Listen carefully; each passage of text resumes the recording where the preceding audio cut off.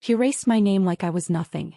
That one sentence kept echoing in my head as I sat there, staring at the glossy invitation that arrived in the mail. Big family reunion.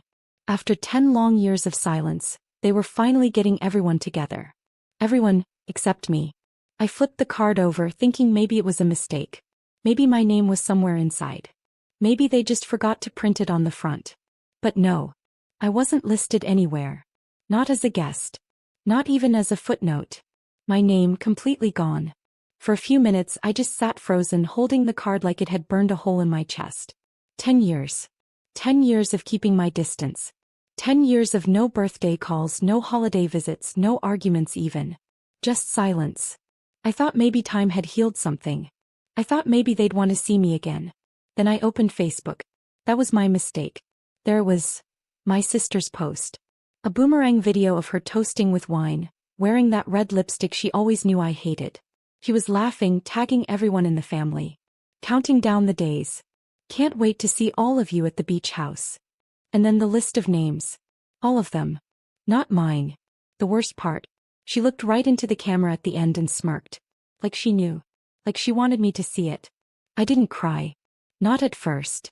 I just sat there in that quiet room staring at my name that didn't exist. Not to them. Not anymore. It wasn't always like this. There was a time when my name meant something in our family. I was the one who helped Grandma organize every Thanksgiving dinner, the one who ran errands for Dad when his legs got weak, the one who always remembered everyone's birthday. But that all changed 10 years ago, and it started with the will. When my parents passed, they left the family business to all three of us. Me, my sister, and our older brother. It was supposed to be shared equally, but the moment we sat down at that lawyer's office, the atmosphere turned cold. My sister Karen leaned back in her chair and said, "We all know she's going to sell her share and run. She doesn't care about this family." Her words were sharp and no one flinched. Not even my brother. No one defended me. Truth is, they weren't entirely wrong. I had been thinking about leaving. Not because I didn't care, but because I didn't want to be trapped. That business was suffocating. Every day felt like a loop. Same problems. Same arguments. And no one was happy. I had dreams beyond that small town store. Dreams I never shared because they always laughed whenever I mentioned them. So I left. Quietly. No yelling. No tears. I signed the papers, packed my bags, and moved across the state. No goodbye parties. No heart-to-hearts. I think I hoped someone would call. Ask me why. Ask me if I was okay. No one ever did. They just talked. And in their version I was the selfish one. The girl who walked away from her blood. The one who chose herself over family. Karen made sure everyone believed that. She wore that betrayal like a badge, repeating it every time my name came up. I never defended myself. Not once. I stayed quiet. And in that silence I built a life. Fully. I found work in a bookstore, then took classes at night. Got certified. Started helping small businesses with their finances. One thing led to another. I saved every penny. No vacations. No splurging. Just focus. While they saw me as the one who abandoned the family, I was building something. Something of my own. And I never once looked back, until that invitation showed up at my door. It was 2 days after I saw that Facebook post when my cousin Linda called. We hadn't spoken in years, not since the fallout, but she always had a soft spot for me growing up. She didn't mention the fight, didn't bring up the past, just started talking like we were still teenagers sharing secrets on Grandma's porch. "I'm so excited about the reunion," she said, laughing. "Karen's been planning it like it's a royal wedding or something. You'd think we were meeting the president." I didn't say much. Just listened. Then she slipped. "We're all going to be at the beach house. Can you believe it? I haven't been there since Uncle Rick's birthday. I hope the new owners don't mind too much noise." I froze. "The beach house?" I asked, trying to keep my voice calm. "Yeah, you know, the old one near Hallway Bay?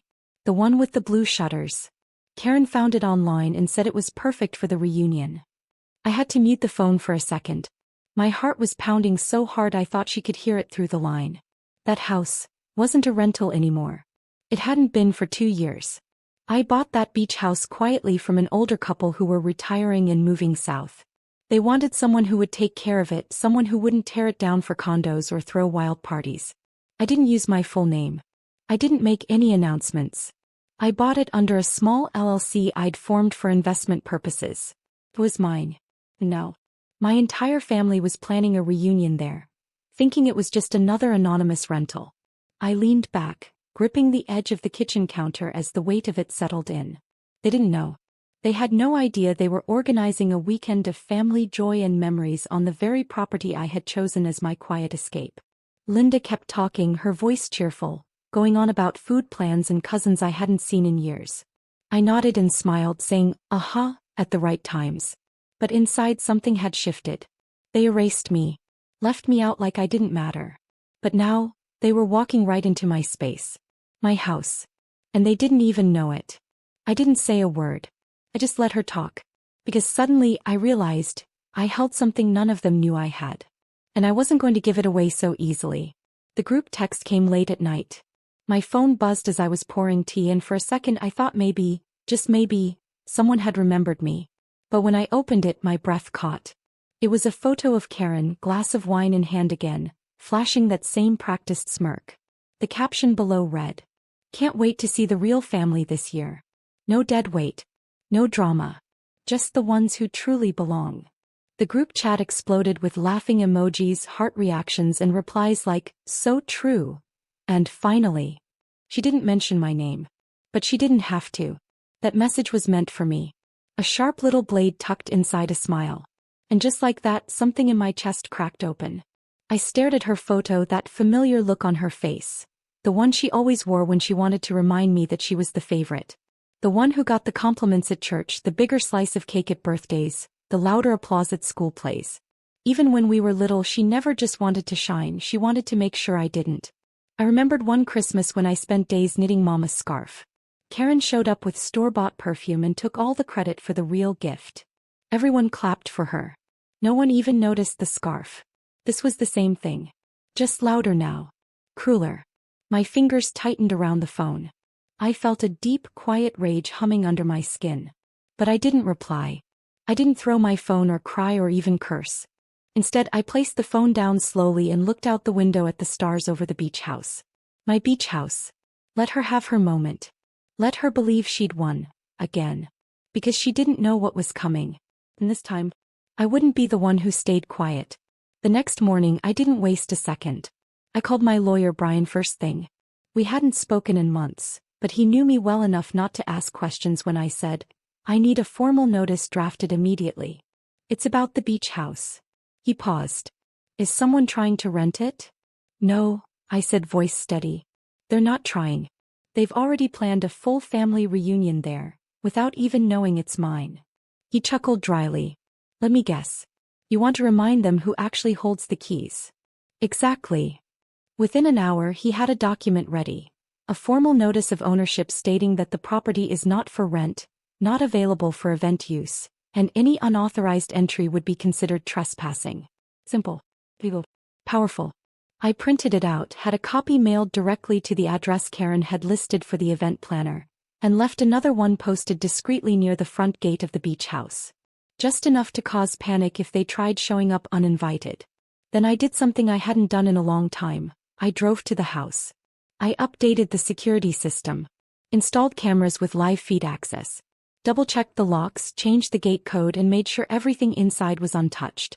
I stood in the middle of that sunlit living room, the ocean breeze coming through the half-open windows, and felt something I hadn't in years. Control. This was my space. My peace. And they had tried to take it from me without even asking. But I wasn't just defending what was mine. I was planning something better. I circled the reunion date on my calendar with a red marker. I wasn't going to stop them. Not yet. Let them prepare, pack, show up in their matching shirts and rented vans. Let them get comfortable. Because I had something in mind. Something they'd never see coming. I would be there. At the reunion they thought I wasn't invited to. Only this time I wouldn't be on the outside looking in. I'd be standing at the center. Watching their faces. And Karen's smirk?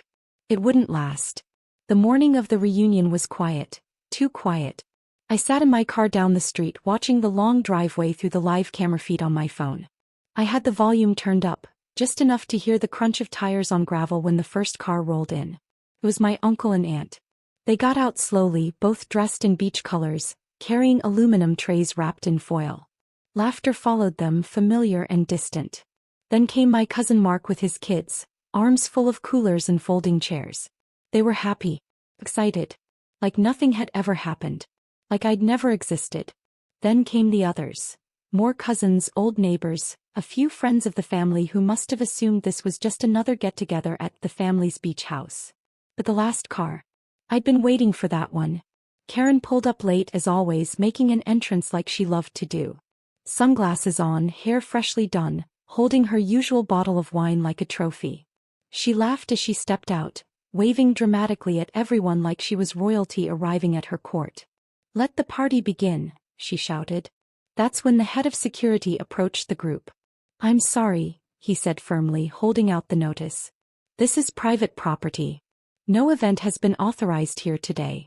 Karen's smile twitched. "What? That can't be right. This is our family's beach house. I planned the whole thing myself." The guard didn't move. "It was sold 2 years ago. New owner has strict orders. No entry without permission." Karen blinked, laughed again, more forced this time. "You don't understand. I'm family. My parents vacationed here. I used to sleep in that back room. We own this." That's when I stepped out from behind the trees. Quietly. Calmly. My heels clicked against the stone path as I walked up the driveway. Her back was to me. Everyone else froze when they saw me. My aunt's jaw dropped. My cousin gasped. Even the kids stopped mid-bite into their snacks. Karen finally turned around. And I smiled. "Actually," I said slowly, "this house isn't family property anymore." She frowned, confused. "What are you talking about?" I took another step forward, holding up a copy of the deed with my name clearly printed at the bottom. "It's mine." Silence dropped over the crowd like a wave. No one moved. No one spoke. Karen's wine bottle slipped slightly in her hand. Her smirk was gone. I let the moment stretch. 10 years of silence erased with one sentence. And now they were all standing outside a home they thought belonged to them, while I held the keys in my pocket. Karen opened her mouth, that fake laugh of hers trying to crawl out again. But it died quickly. "This is some kind of joke, right?" she asked, forcing a smile as she glanced at the stunned faces around her. "You didn't really buy this place." I stepped closer, calm, composed, my voice steady. 2 years ago. From the McCarthys. They wanted someone who'd take care of it. Someone who actually appreciated its history. Guess who they chose? Karen's mouth opened, then closed again. Her face drained of color. Uncle Don looked from me to her, confused. "Wait. Karen, you said the house was already reserved. You said it was ours." She didn't answer. Her hands clutched the wine bottle tighter. And that's when I took out my phone. I turned to the family. My voice didn't need to rise. I had everyone's full attention now. "I didn't plan to come here and make a scene," I began, "but since Karen invited the entire family to my house without asking, I thought it was time some things came to light." I tapped the screen and held it up. "Recognize this?" I said, showing the group text she had sent a few weeks earlier. The one where she wrote, "Some people were never part of this family anyway. Let's enjoy a drama-free reunion this year." Her name and number were right at the top. A hush fell over the group. No one moved. Then I flipped through the screenshots. "Here's another," I said, this time her private message to a cousin. "Don't worry. She won't show her face. She's too ashamed after what she did. She's forgotten." I could see the shift. Eyes narrowing, lips parting, cousins and aunts looking at her like they were seeing her for the first time. She tried to protest. I was joking. Those messages were private. You're twisting things." "I didn't twist anything," I said, cutting her off gently but firmly. "You erased my name from that invite on purpose. You've been mocking me for years, Karen. And for what? Because I left the family business? Because I didn't stay and beg for approval?" Her face crumbled a little more with each word. "I never explained myself because I didn't think anyone wanted to hear it. But while you all stayed together playing house and throwing blame, I was out there building a life. Quietly. On my own terms." I looked around at everyone. I didn't ask for an apology. But I won't accept being treated like trash. Aunt Maria stepped forward first. She looked me in the eye, then looked at Karen. "I didn't know," she whispered. "I'm sorry. This wasn't right." 2 cousins followed her. One nodded and said, "I'm proud of you." We didn't realize how far it had gone. A few others just turned away embarrassed, carrying their food back to their cars in silence. Karen, now alone in the middle of the driveway, eyes glistening, finally broke. She stepped toward me, her voice trembling. "Can we talk? Just us, please." I didn't even flinch. "No." She blinked. "I gave you 10 years of silence. You filled it with lies. You don't get a private moment now." Her mouth quivered, but she said nothing more. She stood there, wine still in her hand, tears welling up, the laughter gone, the spotlight gone. Everything gone. And I just turned and walked up the steps into my house. My house. The door closed behind me, soft and final. Outside I heard nothing but the sound of waves. I walked through the quiet halls of the beach house as the sun began to dip low across the waterline. The echoes of chaos from earlier that day had faded. There were no more voices shouting at the gate, no more footsteps on the gravel, no more hollow laughter pretending nothing had happened. Just silence. And peace. Each step I took inside that house reminded me of how far I had come. The polished wood floors, the scent of the sea breeze drifting through the open windows, the warmth of the evening light touching every surface. All of it belonged to me. I didn't scream. I didn't fight. I never needed to prove anything. They had erased my name like I was nothing. But I had let my presence, my quiet success, do the talking. I sat down in the old wicker chair by the window, the one I had reupholstered myself the first summer I bought this place. I remembered how back then I didn't even know why I chose this house. Maybe I just wanted something of my own. Something untouched by years of judgment and control. Something safe. Now I realized I had been building more than just a home. I had been building a space for women like me. A few months ago I had started a small program. Quietly, just like everything else in my life. I offered weekend stays at the beach house for single mothers. Women who had been abandoned, silenced, or discarded. They came for rest. For quiet. For healing. Some came with their kids, others came alone. But they all came with the same tired eyes I once had. I let them have this place. I cooked breakfast some mornings. I left notes on pillows that read, "You are not broken. You are rebuilding." It was never about revenge. It was about reclaiming space. First for myself and then for others who were made to feel like they didn't belong. I smiled to myself as I heard the wind push gently against the porch screen. No screaming, no name-calling, no ugly fights. My revenge didn't need fire or fury. It was quiet. But it was strong. Letting them see who I became, that was enough. Letting them stand outside those gates, confused and excluded, that was enough. Letting them feel, even for a second, the weight of being erased, that was enough. I picked up the photo I had framed last month. It wasn't of my family. It was of the first group of women who stayed here, laughing on the porch, their kids building sandcastles behind them. They didn't know the whole story of this house, or why I was always quietly wiping away a tear when they thanked me. But I knew. I knew this place used to be a symbol of everything I had been pushed away from: family, acceptance, belonging. And now it had become something more powerful. Something bigger than my pain. I stood up, placed the photo back, and walked to the front door. Outside, the sky had turned soft pink. I could see the path leading down to the beach. The tide was coming in slow. Steady. Just like healing. I wasn't erased. I had just stepped back and built something better. And standing there with the sea air brushing against my skin, I realized I didn't need their apology. I didn't need their invite. I didn't need to be part of a reunion where I was never truly seen. Because I had already found my place, in myself, in my peace, and in every woman I welcomed into this home. That was my closure. That was my revenge. Quiet, complete, and deeply mine.